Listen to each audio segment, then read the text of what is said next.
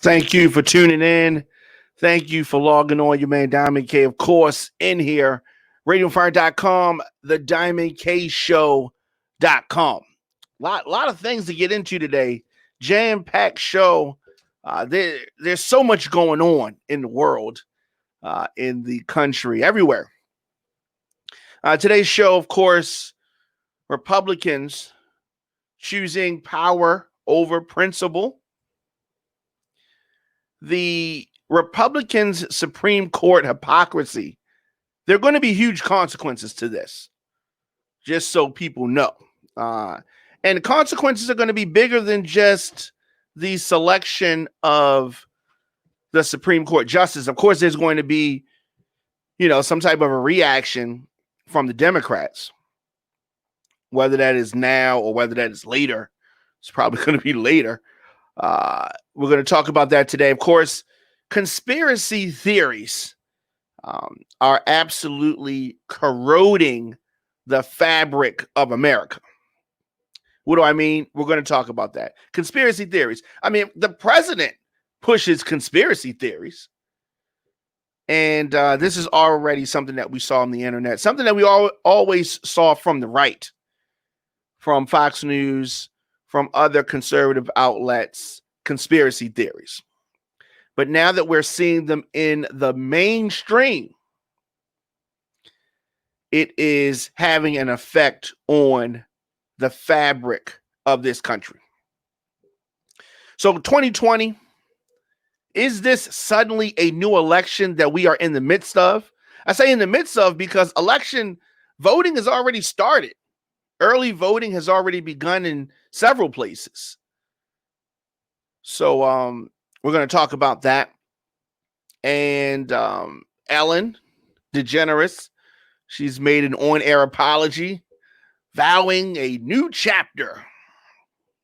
She's been, of course, under scrutiny, under pressure, based on some recent, whistleblower. Whistleblower is probably too extreme of a word, but feds threaten funds in New York City, Seattle, and Portland over the unrest that has been going on for quite some time. We're going to talk about that as well. And of course, Radio on Fire is listener supported, internet talk radio and podcast network, streaming from our production facilities in Baltimore and Atlanta. Radio on Fire is able to broadcast free programs because of our listeners and some amazing sponsors. Sponsors like D Lifestyle Secrets. Are you a baby boomer? Translation, okay? Baby boomer is someone born between 1946 and 1964. Well, more than 71 million Americans are baby boomers. And as you continue to get older, baby boomers want to stay mobile and experience as few aches and pains as possible. DLifestyleSecrets.com helps you do that. D Lifestyle Secrets provides a blueprint to reduce or eliminate joint pain by teaching members how to communicate with their bodies naturally. Created by 70-year-old Dwight Williams, D Lifestyle Secrets gives baby boomers step-by-step videos and natural recipes, and most importantly, the motivation to re-energize themselves naturally. Visit DLifestyleSecrets.com to join this active community of baby boomers. So with that being said, there are definitely going to be consequences to the hypocrisy that is being shown currently by Republicans. So we've talked about this, the passing of an icon as it relates to the Supreme Court. She is definitely an icon. And with the passing of, it has been handled in a way that is not surprising. Of course, the death of Ruth Bader Ginsburg. The attempts by the GOP to try to spin this, I didn't think that they were going to actually, with a straight face, try to spin this some kind of way, but they have, and they're trying to deny the obvious hypocrisy. But why do I say obvious? It is obvious, the hypocrisy, right? But I guess when you're in power, you do what you want to do, right? That's what Republicans are doing. The vote is going to come and is going to happen during the election because, as I said, voting has already started. Early voting has already begun. The president is going to put a name out there, and they're going to probably confirm this person. This person is going to replace Justice Ruth Bader Ginsburg on the Supreme Court. So I'm saying hypocrisy, and I'm saying that because it is clear hypocrisy. Depending on who the president is, that is the way that the Republicans are moving. And Democrats, for their part, they do the same thing. As far as depending on who's in office, what they do. But the way it is right now, the hypocrisy of some of these Republicans after the way they treated President Obama's pick, like February of the election year, they felt, oh, the people need to decide. We can't let somebody come in. The people have to decide. But now, of course, they got to push it through real quick. They are trying to push back the charges of hypocrisy, but there's no pushing back. You might as well just say, yeah, we said it, but oh, well, this is what we doing. Because that's how they're carrying it. So the attempts that the Republicans are making, it just looks foolish. It just looks foolish. They're getting behind McConnell. It's clear and obvious. They're in line. And they're saying stuff like, why would we squelch the voice of the people? Why would we deny the voters a chance to weigh in the makeup of the Supreme Court? That's what they said in 2016. However, now they're saying something completely different. They're talking about we got to push it through. We are in the middle of an election, right? We're in the middle of an election. They want to push this through. They are choosing power over principle. Some people make that choice. Some people don't have any problem with it. But I thought you conservatives were, you portray yourself like that. Like you're somebody other than what we are clearly seeing. Lindsey Graham, they have an ad out against Lindsey, using his own words against them because it's clear and obvious to do that. Because Lindsey Graham is a hypocrite. He was a hypocrite before this, but he's equally. Take a look at this ad that they have that they're running against Lindsey Graham. If an opening comes in the last year of President Trump's term and the primary process is started, we'll wait to the next election. Hold the tape. Lindsey Graham has told us who he is. Now it's time for South Carolina to tell him who we are. The Lincoln Project is responsible for the content of this advertising. Yeah, so they're hitting Lindsey Graham with his own words. He is in the middle of a tough race against Jamie Harrison in South Carolina. We're going to definitely have to see how that goes. Not sure how that's going to go, but we have some hearings that are going to be coming up that Lindsey Graham's going to be very vocal in. I really hope that things flip over. I hope that Lindsey Graham is held to account. I hope that Mitch McConnell is held to account. I hope that Donald Trump is held to account. The conspiracy theories that the president has been pushing, as I said earlier, are corroding the fabric of America. He pushes conspiracy theories. The president I'm talking about. And so we really need a president who deals with the facts, not someone who pushes dangerous conspiracy theories. The biggest conspiracy theorist in the world is Donald Trump.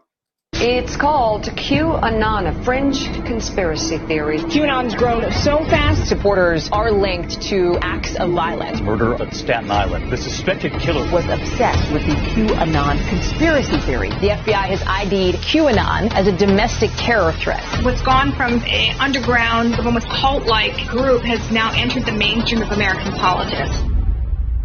Trump's retweeting QAnon dozens of times. Trump retweeted a baseless conspiracy theory to nearly 63 million Twitter followers. The president shared a conspiracy theory about Martin DeGeneres, the 75-year-old protester seen on video falling to the ground after being shoved by two officers. Trump tweeted Gugino could be an Antifa provocateur. The president of the United States is refusing to disavow conspiracy theorists. I understand they like me very much, and I've heard these are people that love our country. The crux of the theory is this belief that you are secretly saving the world from this satanic cult of pedophiles and cannibals.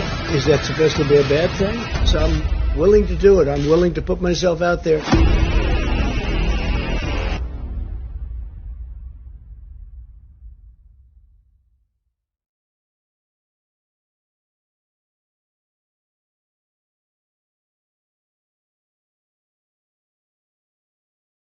That is just one of the many videos out because of Trump. What started out as a dangerous fringe conspiracy and conspiracy theories are now entering the mainstream of politics in America because of the president. Not a good look. The Manchurian Candidate, the movie, and Donald Trump. What's the difference? Okay, the first was fiction about a president controlled by a foreign power. The second is a president controlled by a foreign power who spits out fiction. We have to vote, and you got to vote as early as possible. Don't use the UPS, the post office. It's really going to come down to this. This is going to go to the Supreme Court.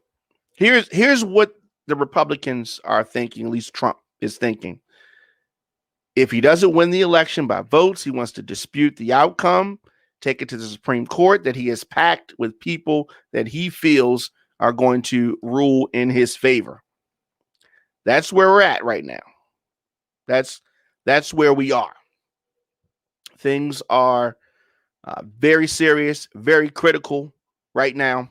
Just tuning in, it's the Diamond K Show, Radio on Fire, radioonfire.com, the Diamond K Show.com. So another milestone, another sad milestone that has been reached.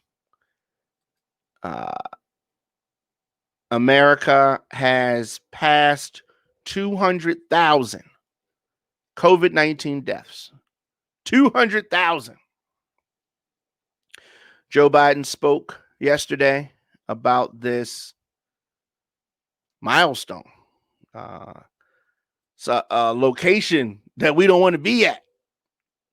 200,000.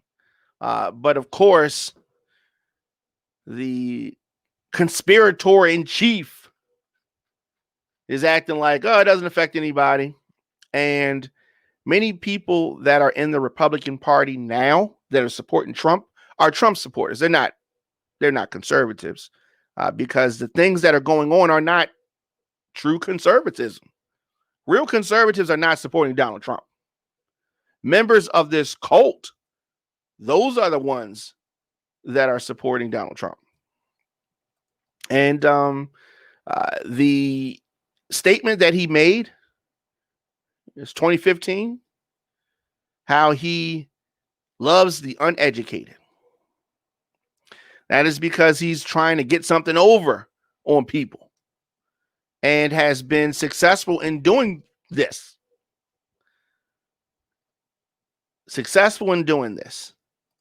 Suddenly, we are in the midst of a new election.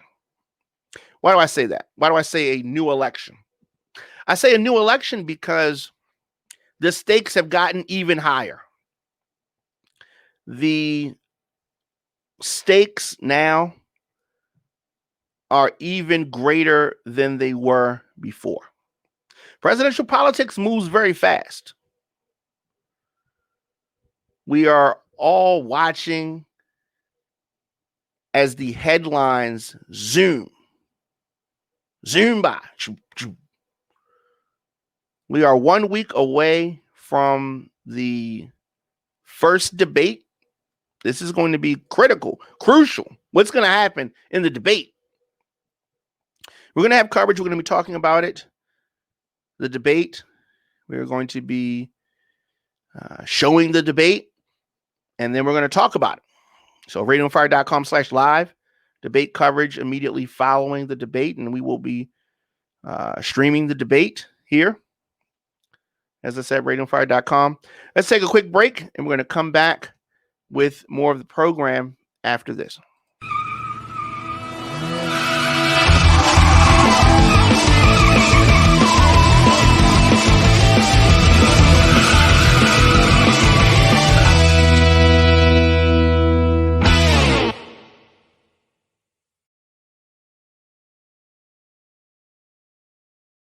Of course, on social media, I'm at The Diamond K Show, at Radio on Fire.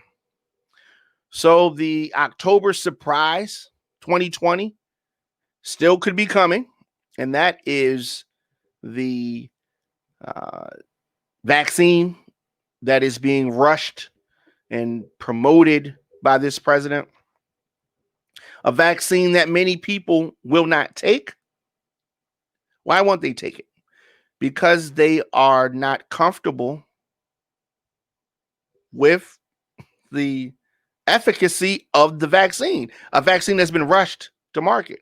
Interestingly, the October surprise coming from a president who has been denying this virus and calling it a Democratic hoax in the beginning, or something that was going to magically go away, or that it was 15 people and it was going to magically go away. The fact that this president, who prevented the post office from sending reusable cloth masks to every American, that person, their October surprise is a vaccine for something that he said he already has under control, is very curious and interesting to me. Right? The fact that that's going to be the October surprise of the person who denies that this is even an issue. The fact that that is the October surprise of Donald Trump should say something to you Trump supporters. Should say something to you Trump supporters, right? Last week, I talked about the president going against the CDC, right? And disputing the CDC head. Some Trump supporters hit me up talking about the CDC has no credibility. Trump knows more than the CDC. The CDC had credibility before Trump. The reason that the CDC's credibility has come into question is because of Trump trying to downplay them and minimize them and muzzle them,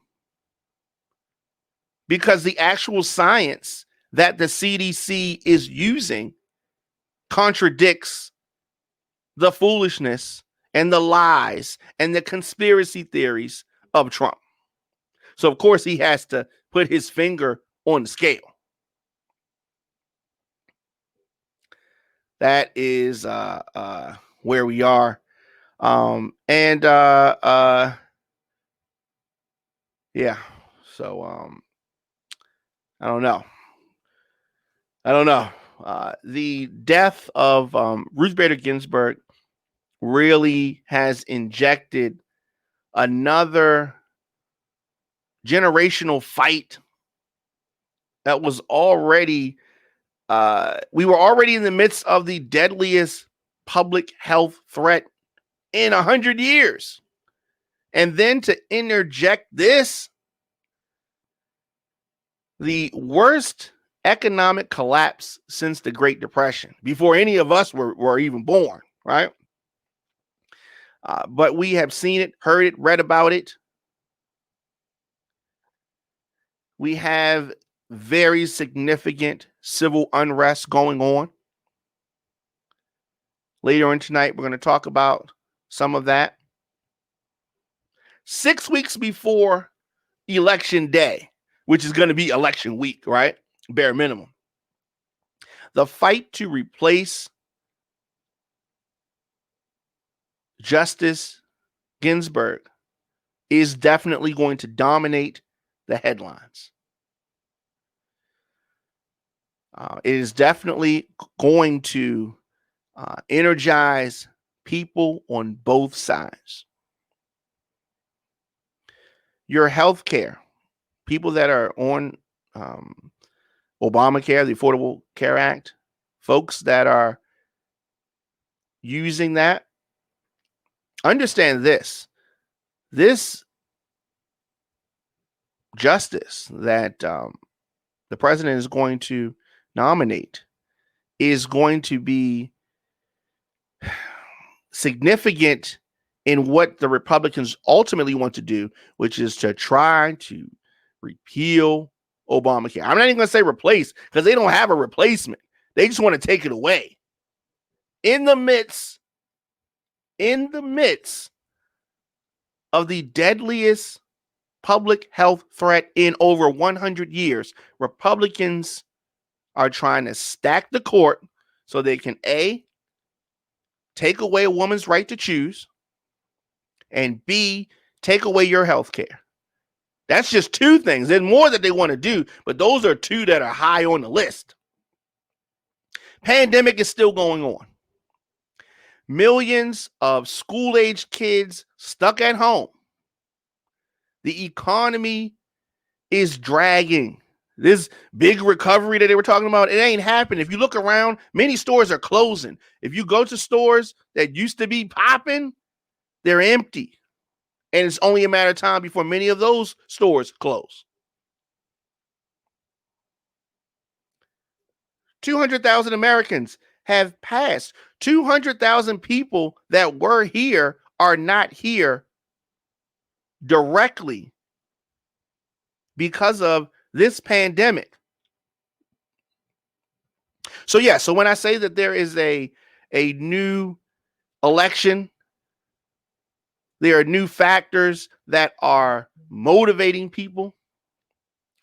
This election is a referendum on Trump's leadership. And I hate to even use that word. It's been very, very divisive. So, has your life been affected by the pandemic? Yes. Yes. You need to go vote. You need to go vote. It's clear that the partisans, the parties in Washington and elsewhere, will be obsessed with the election eve nomination fight.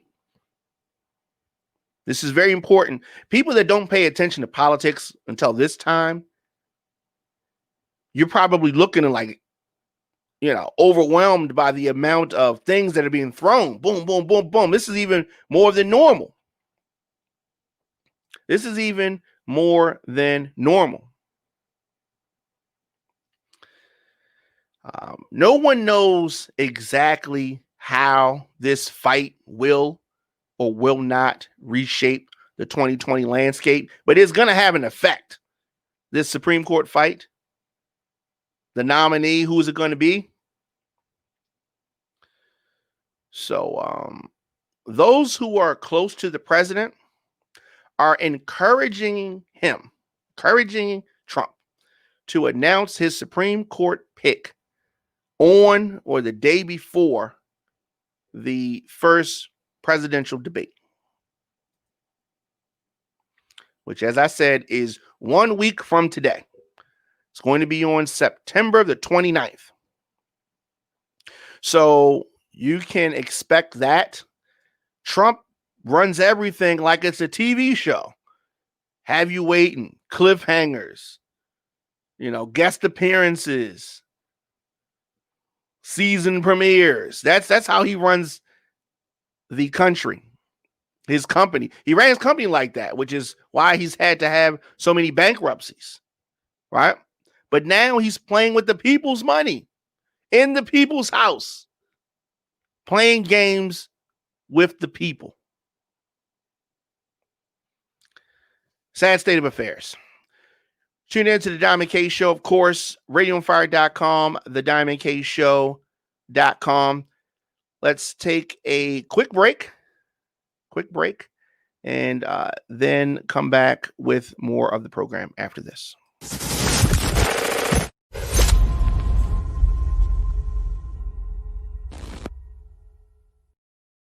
Oh, my nigga Diamond K on the check-in. Salute Diamond K, radioonfire.com. Let me check on his site. Hold on a second. That's my homie from B-More. You are now streaming worldwide on radioonfire.com and the Radio on Fire app. Diamond K, are you moving to the ATL? I know you were talking about that, man, before the pandemic.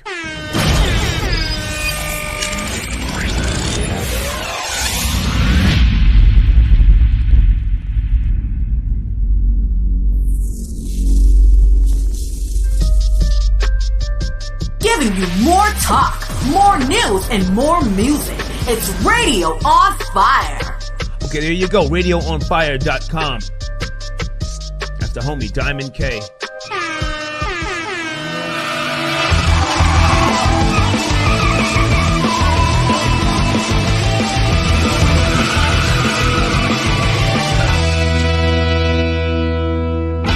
Thank you for listening to Radio on Fire. I see High Roller Records, Jay Jackson Live, The Diamond K Show, of course. Yeah, folks, make sure you check out my homie, RadioOnFire.com. That's Diamond K.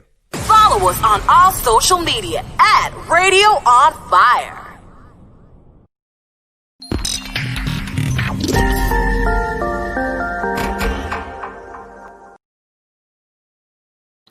And we are back. Your man Diamond K in here. Thank you for joining me. So, Ellen DeGeneres has made an on-air apology. She has been going through a lot. She's been, a lot of people giving her, some what you call bad press, I guess. Talking about a toxic work environment, and if she was a guy, I think that they would have got her up out of there. I've seen guys thrown under the bus for this kind of stuff. But hey, I'm not saying that, throw under the bus, it's all good, whatever. Do what you want to do. But she has apologized for things that she say should have never happened. Should have never happened. She said that I know that I'm in a position of privilege and power, and I realize that with that comes responsibility. True. And I take responsibility for what happens at my show, she said in a video that was posted yesterday. The show, the Ellen DeGeneres show, started its 18th season in LA with the host on stage for the first time in months after taping from her home during this quarantine. And there was not a studio audience, but a virtual audience with faces beamed on the monitors and put in audience seats, as we've seen many shows do. So Ellen said that we have had a lot of conversations over the last few weeks about the show, about our workplace, and what we want for the future. She said that she's made the necessary changes, and today we are starting a new chapter. This coming from her. Ellen also addressed the allegations that the off-camera DeGeneres is very different than her sunny on-air persona. The truth is that I am the person that you see on TV, Ellen said. So an internal company investigation of the work conditions was prompted by a BuzzFeed news report over the summer based on interviews with ex-staffers, 36, who complained or said they witnessed improper and unfair treatment. The people making the claims were not identified. But that's out there. Ellen sent a memo to her staff after this BuzzFeed report, recalling her early promise of ensuring a workplace where everyone would be treated with respect. Something changed, she said, and for that, I am sorry. So we'll see how this goes. I know they were talking about replacing Ellen. That was some words I was hearing. Who knows if that's gonna happen or not. A lot of people like Ellen DeGeneres, and a lot of people seemingly like her show. So she's been around for a minute. I was looking back at some of the early shows from the 90s, and she has her hair is different than it was a whole different thing. So are you going to continue to support Ellen? We're gonna see if her ratings are still where they were. Where they were. And she had good ratings, and but a lot of people not feeling her. So I definitely am anxious to hear people's thoughts on Ellen.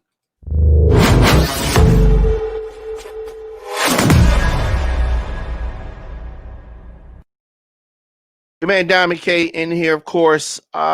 There's also this: feds threaten funds to New York, Seattle, and Portland over the unrest. And unrest has been going on.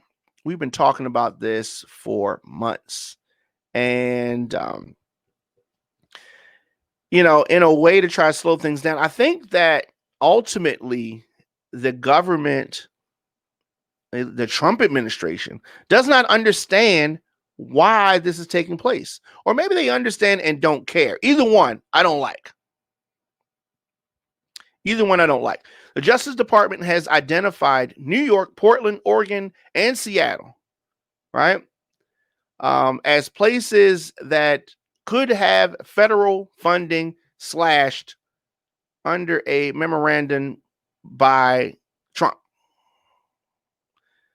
This memorandum sought to identify places that what he calls permit anarchy, violence, and the destruction in American cities. It's, when he says permits anarchy and violence and the destruction in an American city, who is he talking about? He's talking about protesters who have been infiltrated by other folks, or is he talking about the real protesters. There is definitely a mixture of people that want peaceful solutions and people who want violence. But a lot of the people that wanted violence and the looters, those folks, the looters anyway, though a lot of those folks are gone, right? But what we have now is some violent pockets, but I don't know if those are actual supporters of the protest or people that are trying to take advantage of situations. So that's what's always been my concern. This attempt to cut off funding to cities will likely be met with some lawsuits, some immediate challenges. A lot of cities are not just going to stand by and let this happen. So you're going to see some court battles back and forth between the local and federal. Justice Department said that 3 cities were designated because they met 4 main criteria, including whether a jurisdiction forbids the police force from intervening to restore order amid widespread and sustained violence or destruction. All this time, if the Justice Department is trying to get people to believe that just for months and months, large groups of people have just been destroying the city for months and months, that's not what's happening. That's not what's happening. And the over exaggeration of things at the behest of this president on this whole law and order image that he's trying to push. I mean, it is not the first time that the Justice Department has attempted to take action against city officials for these demonstrations. The president has mocked the demonstrations, refuses to talk about the actual reasons for the demonstrations. But the department has also explored whether it could pursue either criminal or civil rights charges against city officials in Portland after the clashes erupted there night after night between law enforcement and demonstrators. What do you want the people to do? Do you want the local governments to shoot the people and shoot them down? Is that what you want them to do? I mean, so people are upset. People are angry. They're angry at the police because of killings. The solution is not to kill more people. That's not the solution. For weeks, hundreds of demonstrators gathered outside the federal courthouse in Portland. Some were throwing bricks and rocks and other projectiles at officers, leading the officers to fire volleys of tear gas and pepper balls at the crowds. Now, let me say this. The throwing of the projectiles and the rocks and the bricks is not helpful. That is not what we need to be doing in Portland or anywhere. I do believe that people coming out in droves that are peacefully protesting is the way to go. But both sides are tense. It is a very tense time. There is a pandemic going on, the economy. I mean, there's so many things that are fueling both the government and the protesters. It's a lot. There's a lot at play here. There is a lot going on.